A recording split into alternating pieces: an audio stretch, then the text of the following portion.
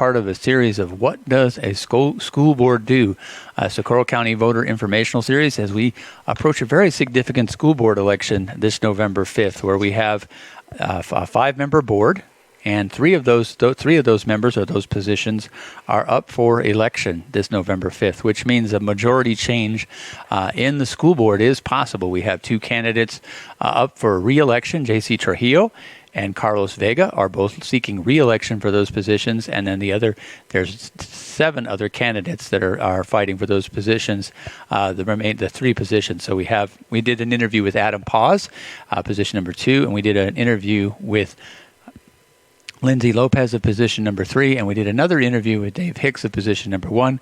We're working on getting our next interview together with J.C. Trujillo, the incumbent who's seeking re-election here. And we've got many more to get to you before we get to our school board forum on October 24th.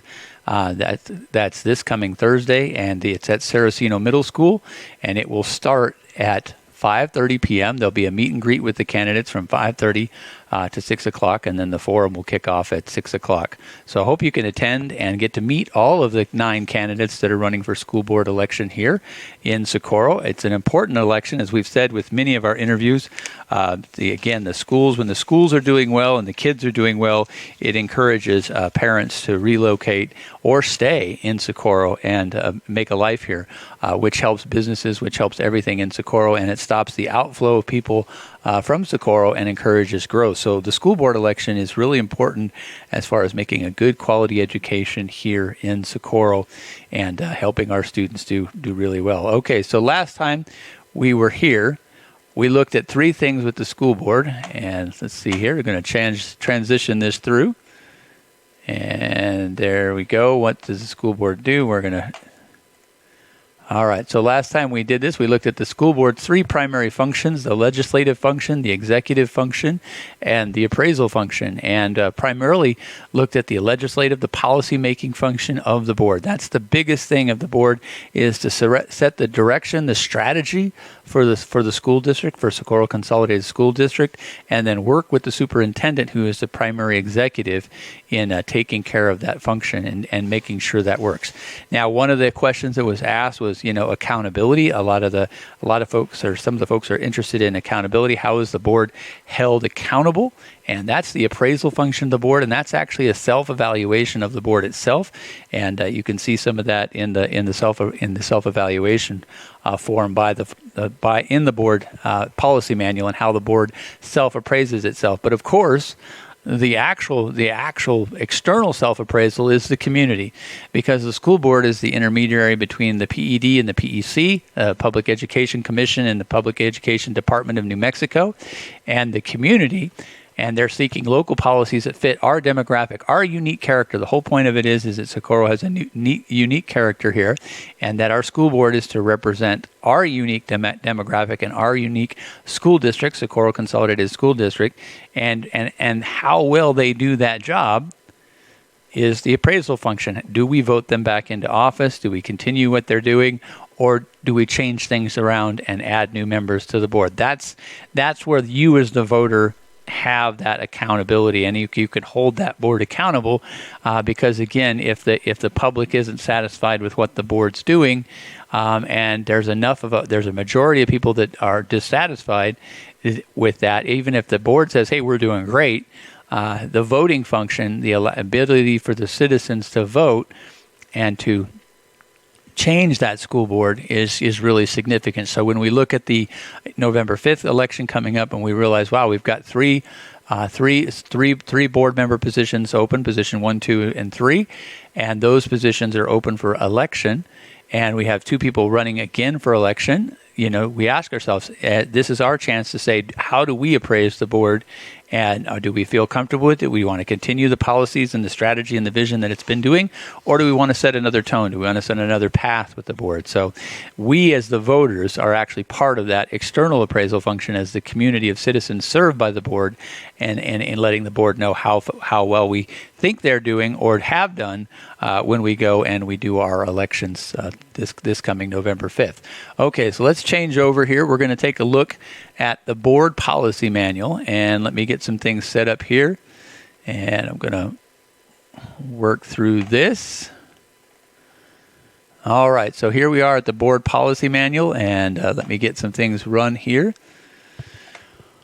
Okay, so now we look at the policy manual, and we're going to open this up. And what we're going to look at is we're going to look at the school board functions here, and this is just a kind of a way to break things down. And again, you can see where I'm getting my facts and my information from, so there's some transparency there. I'm not making anything up. All right, good morning. All right, so let's look at this. Now, we looked at here, we talked a little bit about the evaluation and the self-evaluation of the board. We talked about the board's operational goals, and this is where we've been asking a lot of our candidates so far. You know, as representatives of the people, the board accepts the responsibility to identify community attitudes and opinions and district needs, and to require short and long-range strategies that are responsive within the budgetary limits of the district. So there we have the key word of budgetary limitations of the district. But what we're looking for our board members to do is provide us that vision and and be able to assess our attitudes and our opinions, look at our business, look at our education facilities like New Mexico Tech, our institutions like NRIO, and determine how the policies are working for the city of Socorro. And so that's one big part of it there. So, and we talked about that last week. Now in part 2, we want to talk a little bit more about conflicts of interest. We want to talk about compensation and fiscal management. So we want to look at that other part of it, because the other part of the board is, again, the budget and the fiscal management. And the budget and fiscal management, the superintendent provides the budget to the school board, and the school board reviews that budget. Now let's look here at committees, because we're going to grab.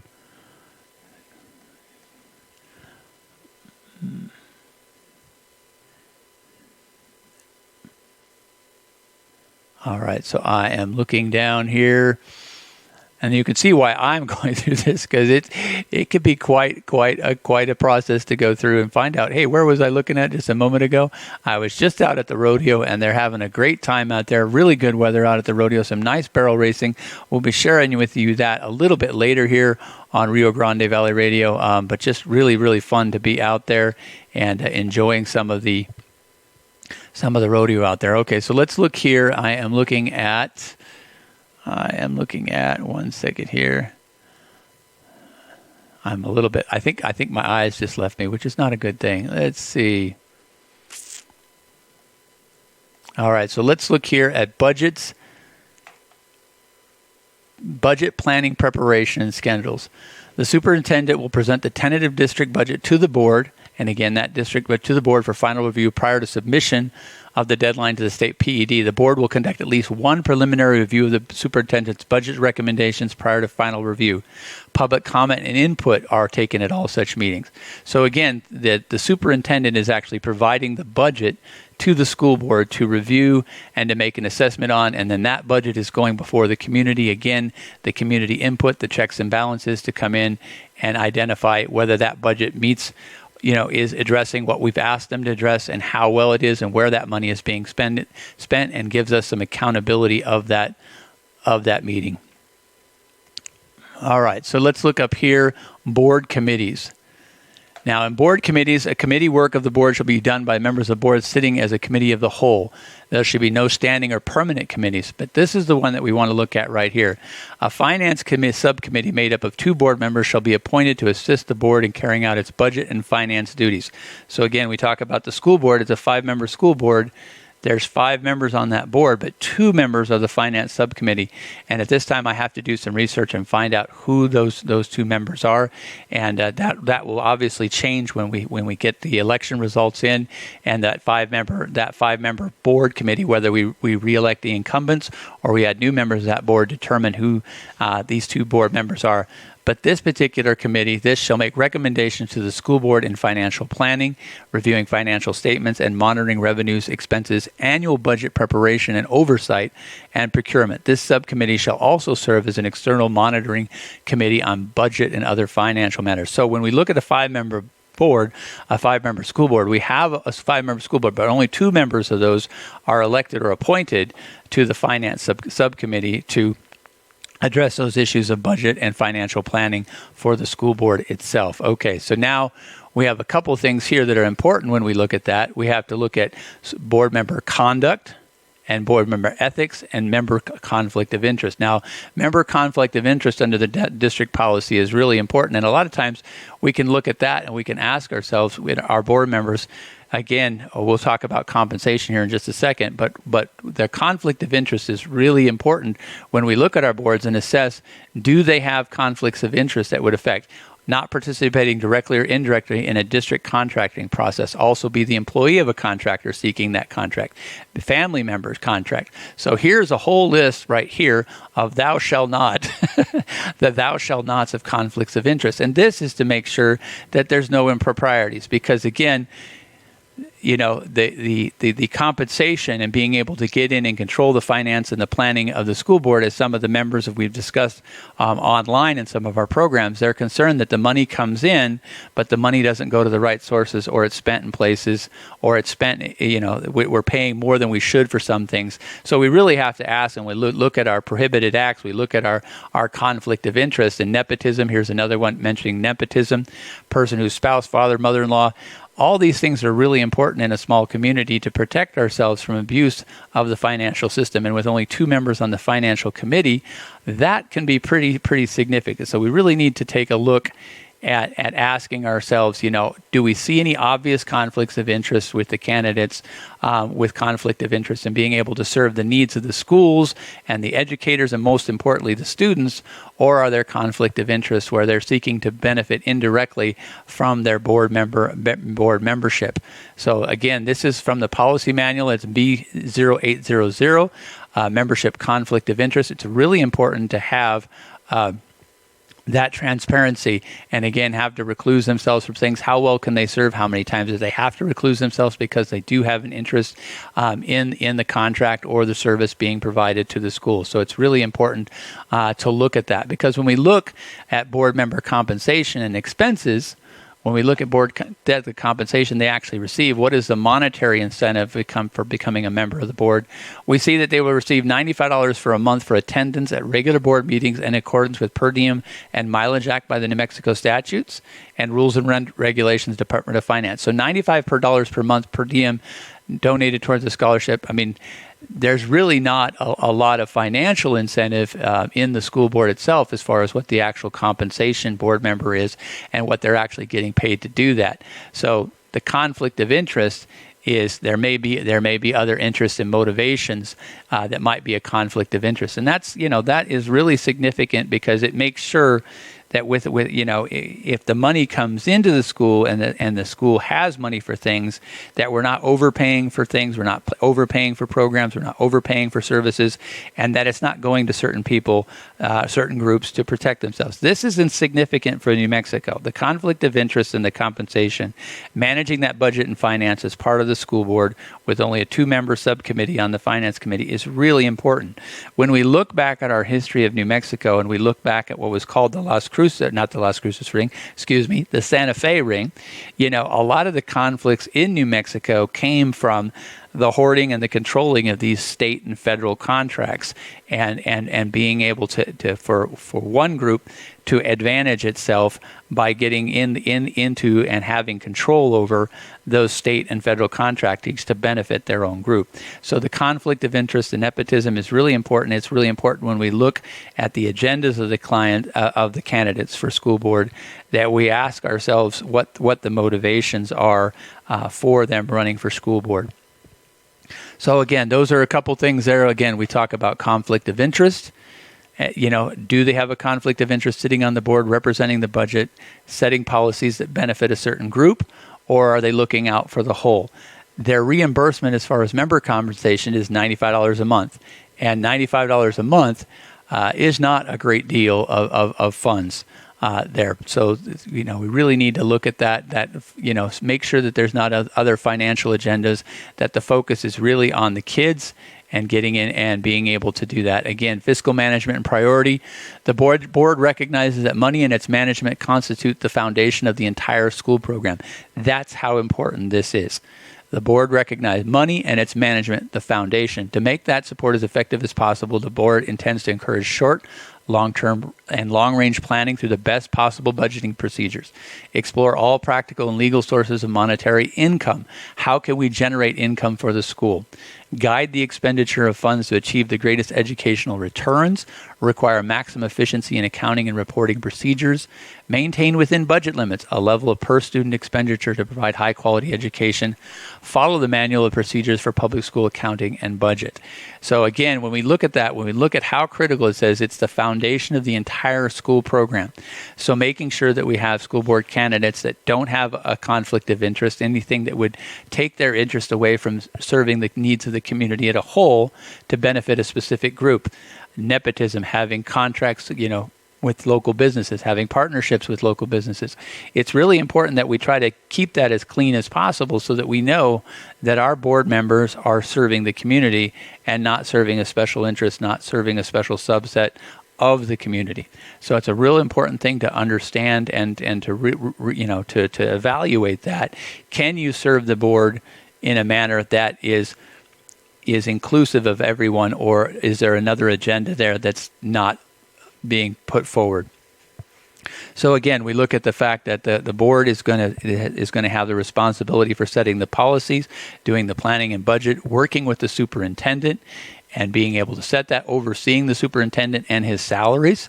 That's part of their thing, reviewing the superintendent again acting as the executor, controlling the procedures, controlling the regulations of the school, but being overseen by the school board itself.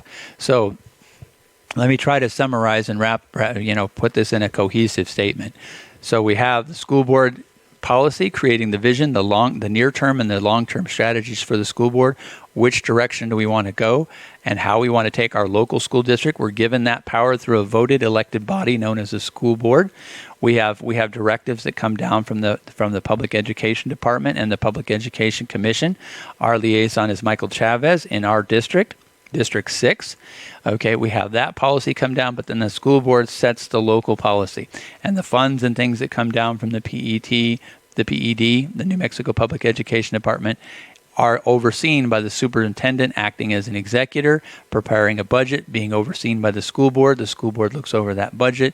The community has say at those meetings over what that budget is, but then there's a 2-member finance committee that's responsible for a lot of that budget and financing. But that budget is the foundation of the entire school program. How do we generate revenue? How do we bring funds in for the different programs that we want, the voc ed, the trade? How do we bring that money in?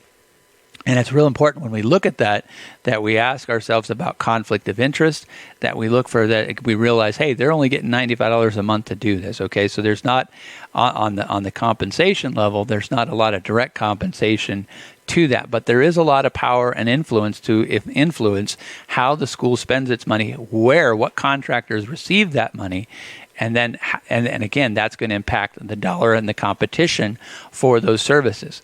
And the more the competition is put out of it, and favoritism, if favoritism and things creep in, then we wind up paying more for things. We have less competition for services, and service costs go high.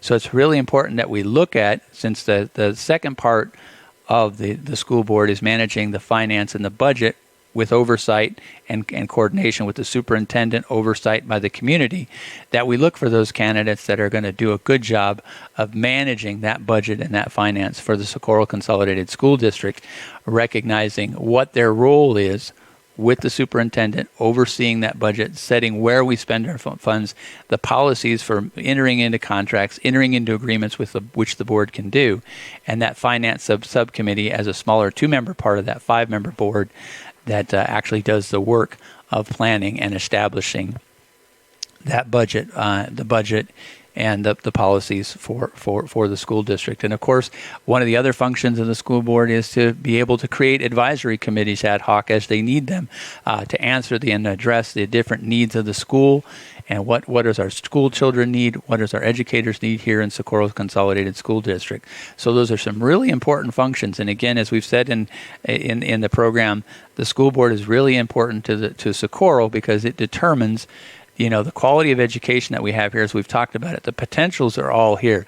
We have the potentials for great business relationships. We have potentials for great university relationships with New Mexico Tech, institutions like the Associated University there that runs the NRAO. A lot of great opportunities right here to integrate our schools and to provide great opportunities for our kids, from workforce work-ready diplomas all the way through college transition to New Mexico Tech. And the school board being able to listen to the community, listen to the businesses, listen to what's here, be aware of the attitudes and opinions in this region, and then to be able to direct the near and long-term strategies of the school is important. But the foundation, it says here, the board recognizes money and its management constitute the foundation of the entire school program.